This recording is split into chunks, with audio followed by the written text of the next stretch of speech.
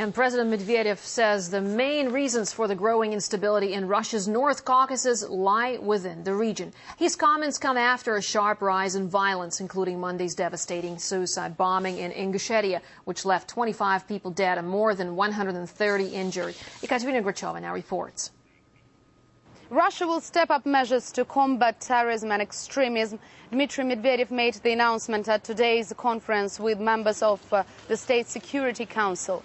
Dmitry Medvedev started his address to the top security officials with that he was dissatisfied with the security situation in the North Caucasus. He said that a short while ago he had a feeling that the situation improved significantly, but recent events proved the opposite. President Medvedev also said that the problem of terrorism and extremism in the North Caucasus is much more complex, that it's not only interior ministries of those republics in charge of the situation. Unemployment, poverty, instability, corruption are partly to blame too, and once local authorities manage to tackle those problems, they will also be able to solve the problem of security in the region.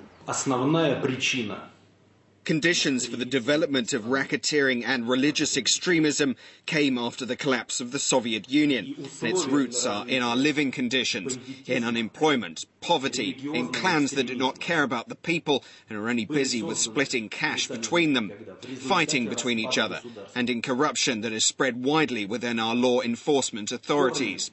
Uprooting these problems is our task. Medvedev also said that those criminals who are behind the attacks against authorities and against civilians in the Republic of Ingushetia should be prosecuted by severe punishment, that there should be no emotions, no hesitation and no ceremony in that. Otherwise, law enforcement agencies would not succeed. This meeting with the top security officials in Stavropol took place just 2 days after the deadliest attack against civilians in the past 5 years. For more on that, here's the report of my colleague Svetlana Kurakina. Magomed Barakhoev was asleep when the tragedy struck. He woke up in hospital. I was sleeping when the blast wave threw me out of my apartment. I don't remember anything. I opened my eyes here in hospital and saw many injured. When 2 months ago Magomed bought a flat in this building, he could never have imagined what would happen.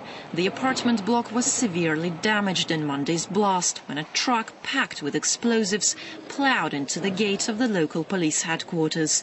Doctors at the hospital say more than 160 people needed medical care after the attack. It's holiday season now, but all the doctors, all the specialists came to work. We didn't have to ask. They were all here providing help.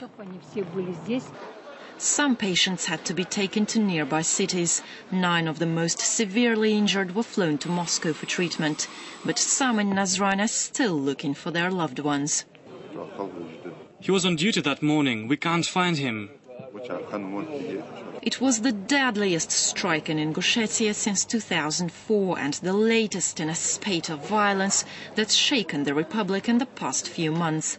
Ingush President Yunusbek Yevkurov was seriously wounded in a failed assassination attempt in June. A week ago, Ingushetia's construction minister was killed in his office.